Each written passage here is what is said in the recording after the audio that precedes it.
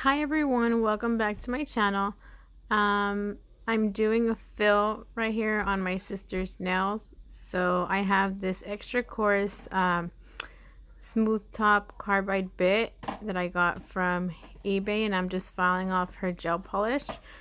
My sister has the dip, and it's actually the Mia Secret dipping gel on.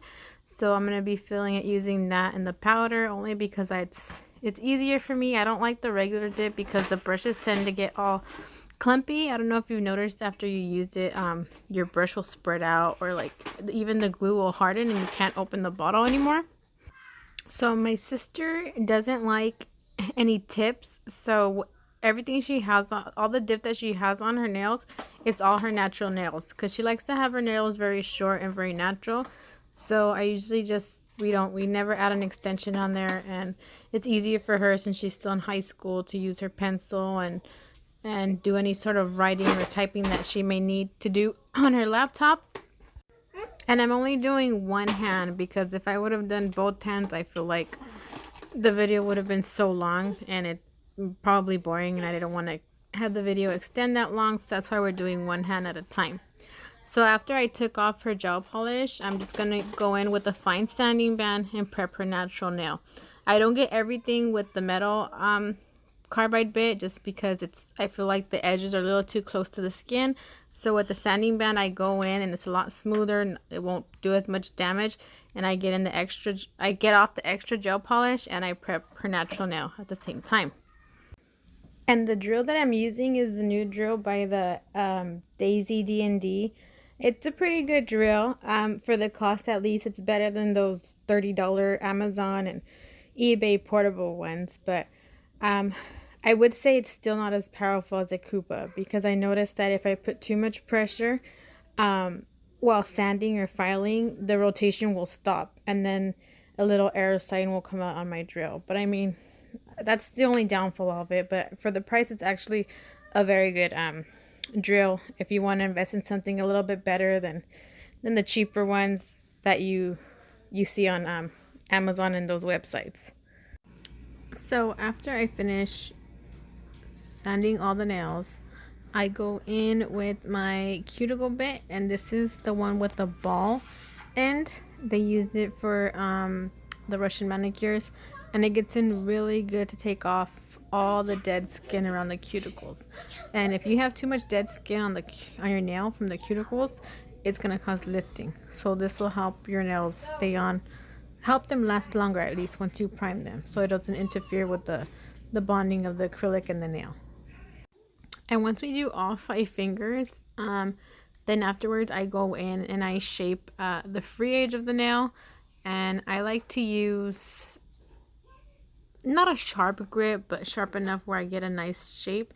So this white file that I have is a 80-100 grit file. It's not the best file. I expected a little better when I first bought them, but it gets the job done.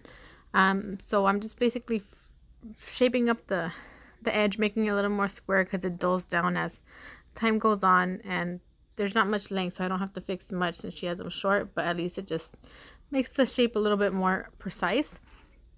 And remember to always take off the sharp edges of your file, because if you use a new file on a client directly, the edges are so sharp that you're going to cut their skin.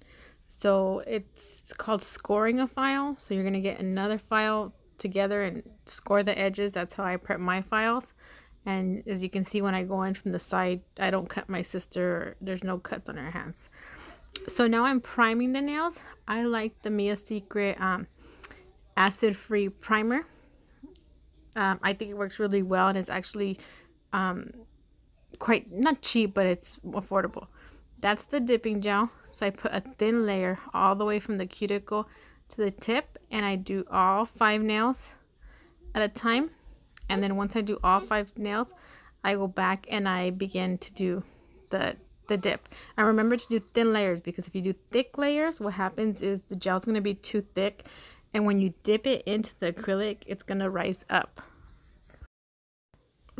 or cause the acrylic to wrinkle, because it's not set. So it'll create like almost like as if I would have pushed it in with my finger. I don't know how to explain it too well, but it's not going to be a smooth blend or a smooth application of that acrylic on the nail.